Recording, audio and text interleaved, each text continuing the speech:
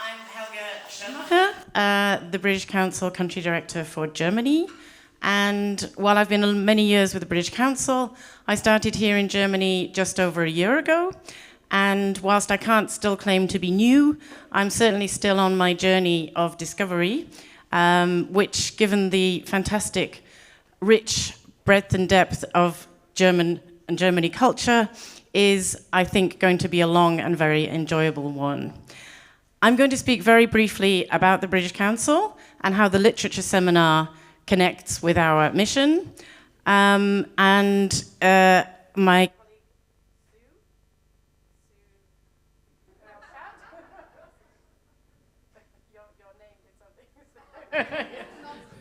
yeah, it's back. Sue Yashko, our head of arts, will then have the pleasure of introducing the amazing authors, moderators, and many colleagues behind the scene who've made this event happen. I will just mention that this literature seminar is the 38th version of this seminar, which is absolutely amazing. So, quickly, I'm going to give you some facts and figures about the British Council. Maybe something you can use in a pub quiz at one point in your life, or not. So we were founded as an organisation, the UK's International Cultural Relations Organisation, back in 1934. So we, this year, are celebrating a big anniversary. Can anybody do the maths? It is our 90th anniversary this year. So the big one, probably in another 10 years. In Germany, we were founded in 1959. So we, in Germany, are a young, sprightly 65 years old in comparison. We work under a royal charter, and our patron is King Charles III. We have programs and services in over 200 countries around the world, but we have offices in just over 100. Our purpose has pretty much remained constant since we began back in 1934. Our core mission is basically to support peace and prosperity by creating connections, understanding, and trust between the people of the UK and the countries where we work, in our case, in Germany. And we do that through three main pillars. So English, education, and the arts. And then across those pillars, we have two main cross-cutting themes, which are equality, diversity, and inclusion, and sustainability. So how does the literature seminar connect? Literature is one of our 6 key art forms. So back in the UK, we have fantastic teams of experts who specialize in those areas. And in our case, we have one of our experts from the literature team, Matt Beavers, at the back there, waving his hands, who knows much, much more about literature than I ever will.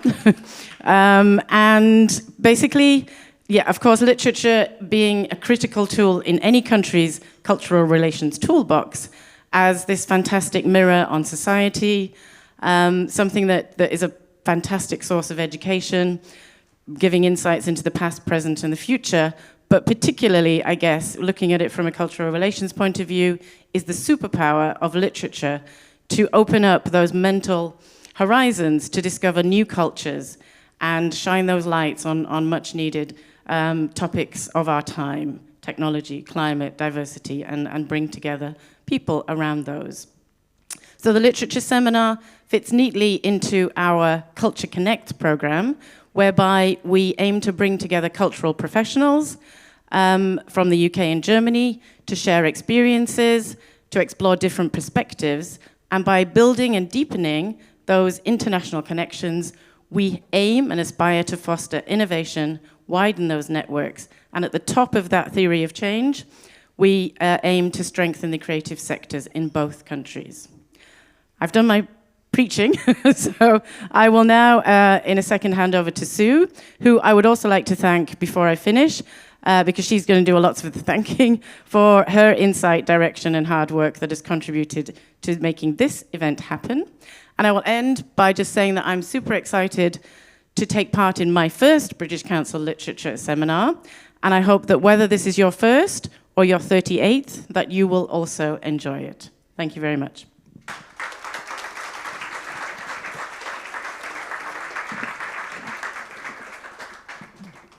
Thank you, Helga. Yeah, it's also my first time here on that stage, but also at the British Council Literature Festival. Good evening and also a warm welcome from my side. I have tonight's honor to speak a little bit about the British Literature Seminar itself. This year it has a history, as we heard already. Over time and under the direction of my predecessor, Dr. Elke Ritt, it has grown into a platform for British writers who, with some certainty, will count among the huge literary names of the future. The list of participants is studded with award-winning names, and crucially, writers were programmed at the seminar long before they received their accolades. To give you a sense, we had Kazuo Ishiguro at the second seminar in 1987, 30 years before he was awarded the Nobel Prize, and Abdul Razak Soraguna in 1997, 25 years before he received the same award. We had writers who have gone on to win the Booker Prize, such as A.S. Byatt and Bernardine Evaristo, and future poet laureates such as Simon Armitage and Jackie Kay. I could go on with that impressive list, but it doesn't capture the essence of the British Council Literature Seminar, which is providing a mostly Germany-based audience of literature experts and aficionados, scholars, translators, and writers, the unique opportunity to deep dive into the literary work of some of the most unique, brilliant, innovative British or UK-based writers of their time. This year's writers have already made it to the Granta 2023 issue of Best of Young British Novelists. Every 10 years, Granta dedicates an issue to the 20 most significant British novelists under 40. And over the next 2 intense days, 5 of the 5th generation of the best of young British novelists will offer us unique access to their works through readings, through conversations and workshops. It is a great honor that Sarah Bernstein, Eliza Clark, Camilla Grudova, Kay Patrick, Eli Williams have accepted our invitation to the seminar this year. And this year's seminar is chaired by renowned writer Helen Oyeyemi, who herself participated in the seminar in 2015. And she was also a member of the judging panel for Granta's Best of Young British Novelists in 2023. Helen said our seminars focus on the writers' personalities and how they inscribe themselves into their stories and characters. Or in her own words, and I'm going to quote you, the novelty and accelerative quality of the writing this seminar seeks to highlight lies in the immediacy with which some of our best contemporary writers engage us in altercations with the dividing lines between our interior lives and exterior existence. The enigmatic twinkle in a narrative's eye and the startling particularity of its descriptive decisions, these two act as characters in the story being told. Plus, their effect on a reader's imaginative capacities leads us to superabundance of conceptual fruit that puts jam on the menu for generations. We are delighted that tonight Helen will open the seminar by reading from her works, and she will be joined on stage for a conversation about her work by Thomas Meany, editor of Granta, regular contributor to London Review of Books and recipient of the Robert B. Silvers Prize for Journalism. And before I give the floor to them, I'd like to mention briefly that we will also record the seminar and publish the videos in December, and in addition we will stream Friday and Saturday's panel discussion to provide English literature lovers and experts worldwide access to the seminar and the fabulous work of our writers. Let me finish by expressing my deep gratitude to those who made the literature seminar possible this year. Next to the writers, of course, and the chair, these are Sinead Russell and Matt Beavers, who was mentioned before, two of the British Council Literature team based in the UK who ideated the seminar and guided us very well through its organization. I'd like also to say a huge thank you to Lucy, very much in the back. You all met her already, who on the German side organized this seminar almost alone for the first time and prepared it perfectly down to the smallest detail. And she was supported by Nick Chapman, who liaised with the authors, and by Maristella Ruvolo and her colleagues who marketed our event internationally with great success. And final thanks go to Ruth Groth, who has supported us in communicating the seminar, Igor Grishin, who assisted with its organization, and of course the Colonia Nova team and the collaborators who will surely take good care of us in the next 2 days.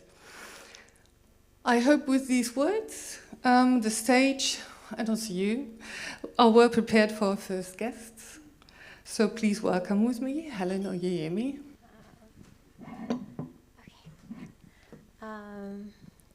It's really, really lovely to be back here. The last time I was here, it was almost exactly 10 years ago. I took part in the seminar, in the literature seminar, as one of the authors that was invited by the fantastic Lavinia Greenlaw, and had such a great time. So it's great to be back and to be able to be chair this time and ask the authors that I dream of conversing with about the past and present and future. Well, actually forget the past, the present and future of literature. So thank you all for being here, and now I'm going to read to you from Parasol Against the Axe, which is my love letter to Prague. I was between 2 readings, and I still hadn't quite decided which one to read to you from. So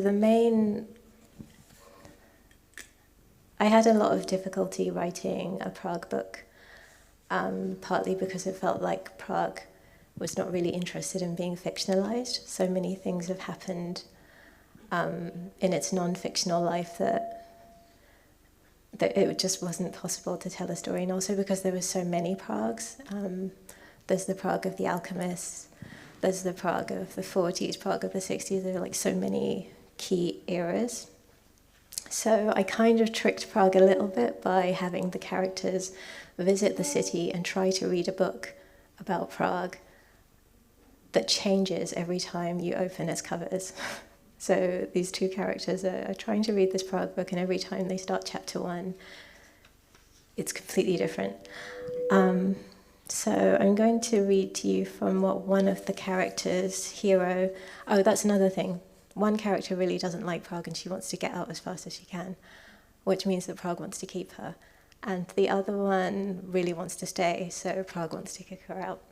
But I'm gonna read to you from the perspective of Hero, who doesn't like Prague. So, and the book is called Paradoxical Undressing. Okay, I think I've done all the explaining now, right? Hero stared out of the window with her eyes out of focus. Checked her phone again, no new messages, reopened Paradoxical Undressing, and read the first chapter. There's a second-hand bookshop near Lesser Town Square, just a few steps away from that church with the tall, skinny clock tower that scrapes upward alongside a shorter, much more genial-looking, plump, domed turret. The bookshop gathers itself in, against the few cluttered square feet of pavement assigned to its exterior. There are so many books that some have to live outside in boxes, on a rickety shelf, and on 2 spinning carousels that don't really turn anymore. The sign on the door says, "No money." The bookshop's owner, Mr. Zapomnik, is inflexible on this matter. To customers who find it stressful to shop for books this way, too many reminders of the complex negotiations needed to acquire various goods when the communists were in charge, he says, "You really don't have to think of it that way. Mostly this is exercise for the books themselves." Some customers have carte blanche, just take whatever you want. Others have take it or leave it offers. For one Ventura text, you can take away 2 short story collections and 1 poetry collection or play, no novels. For one Klima text, you can have 3 novels, but only novels. Cortazar's hopscotch gets you all the Shakespeare, Marlowe, or Webster you can carry. Certain books will get you nothing except an order to leave immediately, though nobody is ever forbidden from coming back and trying again another day with a different book. Though the decisions are made quickly, the rules are not made up as they go along. The staff refer to centuries of precedent, and they know their inventory. It's literature live. Once a member of staff tried to explain that Mr. Z's aim is to welcome all the Samizdat and Tamizdat home, keeping that destination as flexible as the editions themselves are. Mr. Z doesn't know, no one knows, if it's too late or whether there's such a thing as too late when it comes to books, and remedying the punishments incurred by those who write them, read them, and circulate them. But this is the best he can do.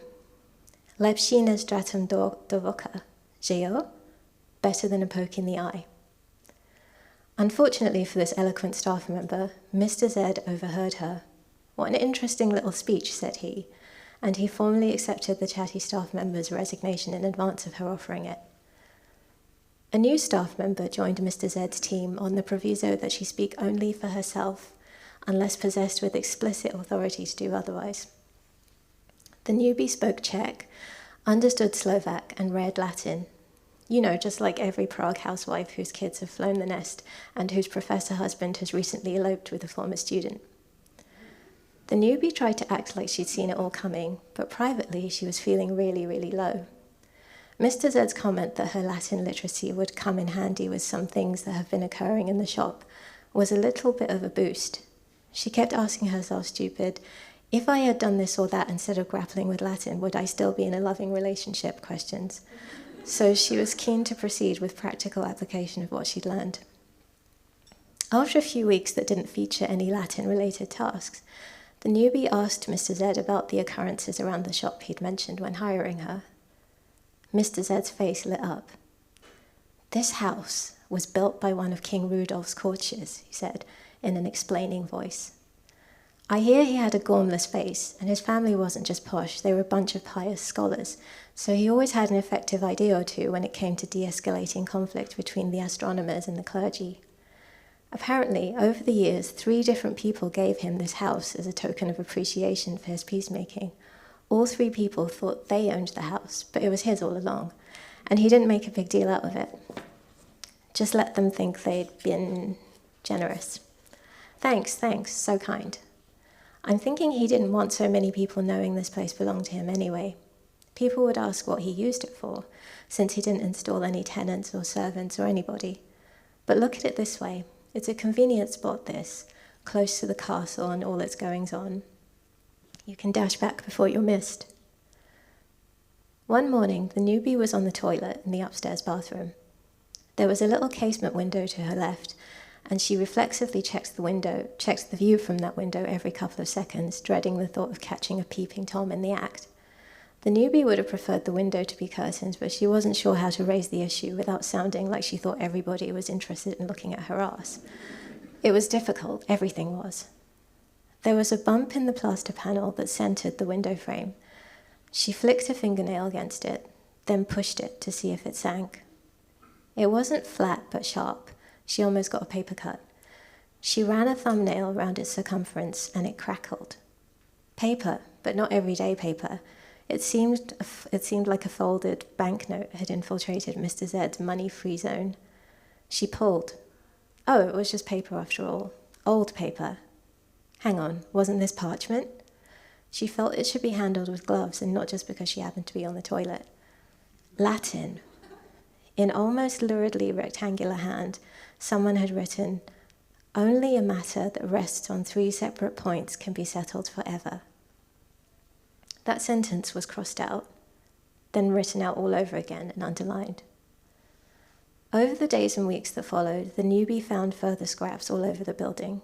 Her findings put her in a ticklish position.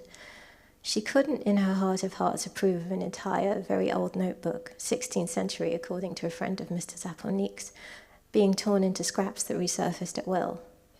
Within the current meanings of property protective law, doing this to a centuries-old artifact was probably a criminal offence. Yet the newbie prized each scrap as if it were a medal. For what?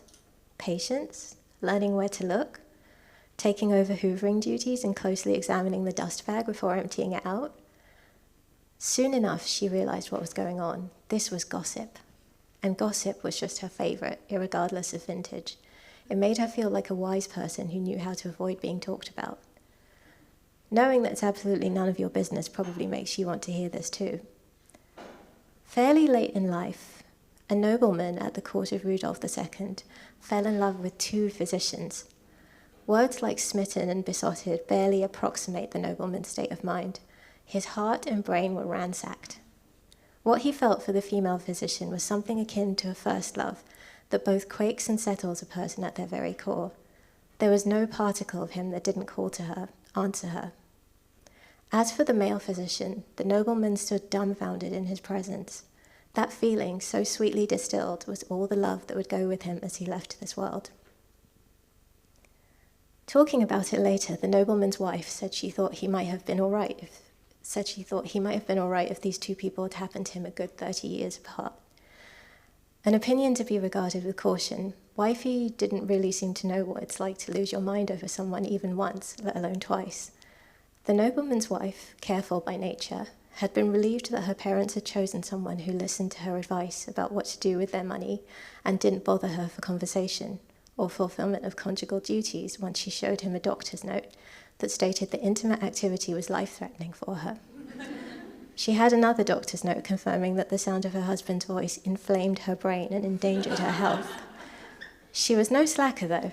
She had the dynastic side of things all settled.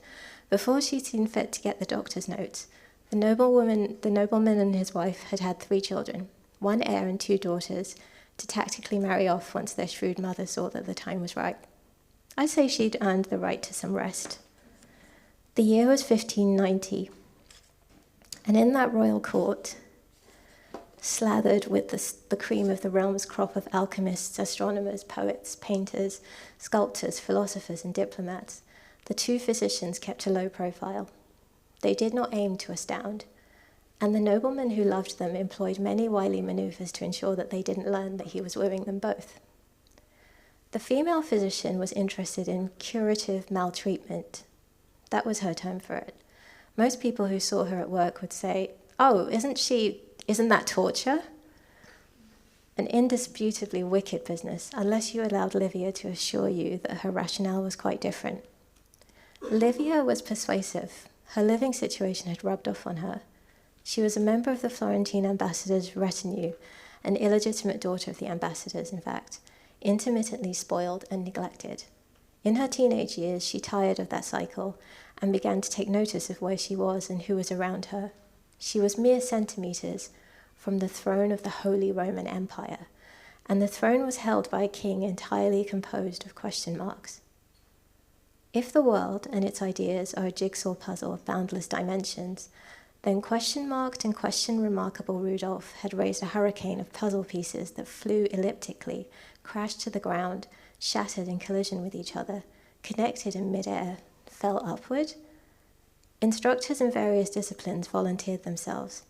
Livia represented a sliver of a chance to gain a precious moment of the king's attention. Say she mentioned some teaching of theirs to the head of her household, who went on to repeat the mention in the right company, even by way of amusement. Well, the instructor's fortune could still be made.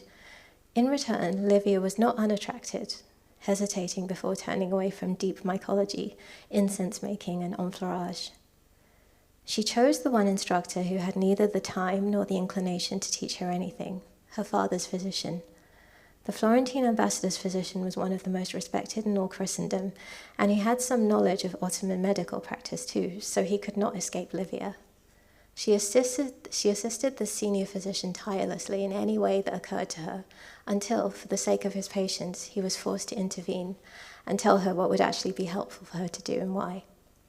You mustn't hold him responsible for Livia's eventual specialization, or her assertion that humans have knowledge of immortality, and that their lives only end, or appear to end, because they're estranged from that knowledge.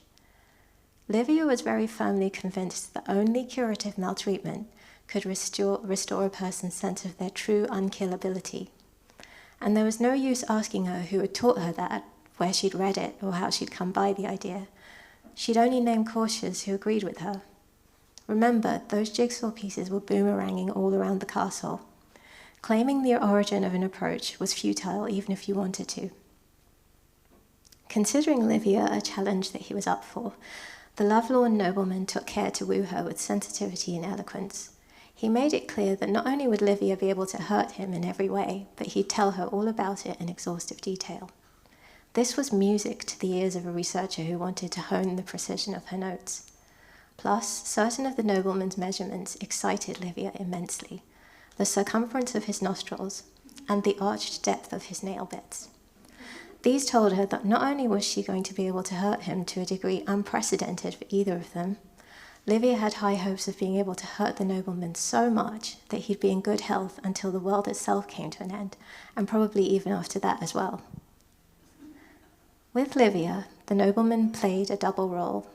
He was co-guardian of her vision, which mostly meant buying all the equipment and materials she requested, instigating circulation of select findings from her experiments, and giving her pep talks amid the earth, sea, and sky-shattering squealing of every single one of his nerve endings.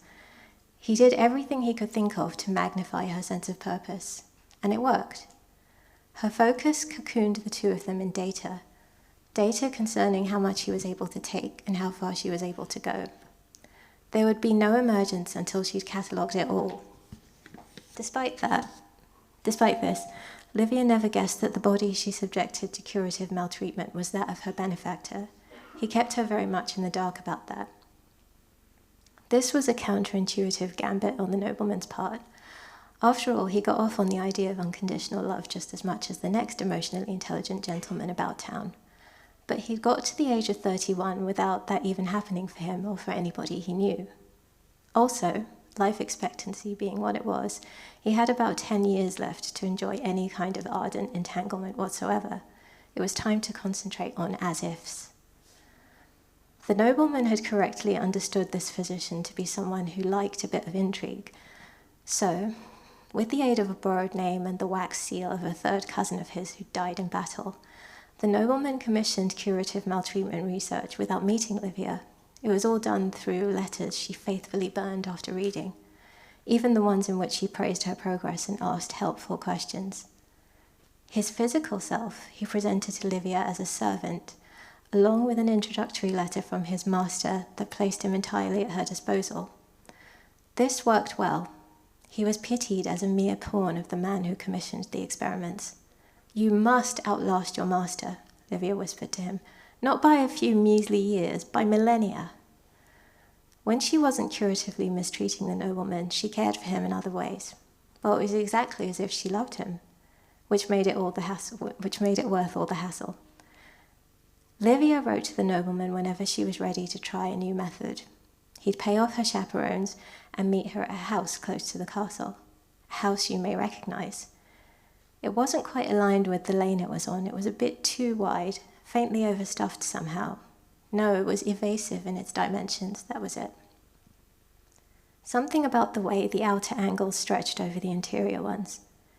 It was the sort of house you could imagine eating the house next door, giving you a blank look with all openings very tightly fastened when you asked, "When did you last see your neighbour?" And then munching up another building as soon as you turned your back, bones and all. A house like that gobbles up every other structure along the lane without ever admitting it. Still chewing it would tell you, "I wouldn't worry about it, just last week they were talking about going on holiday." Or, "Aren't all these disappearances awful? Sometimes I almost worry that I might be next." Just as you guessed, it's the building where Mr. Zapomnik's bookshop stands now.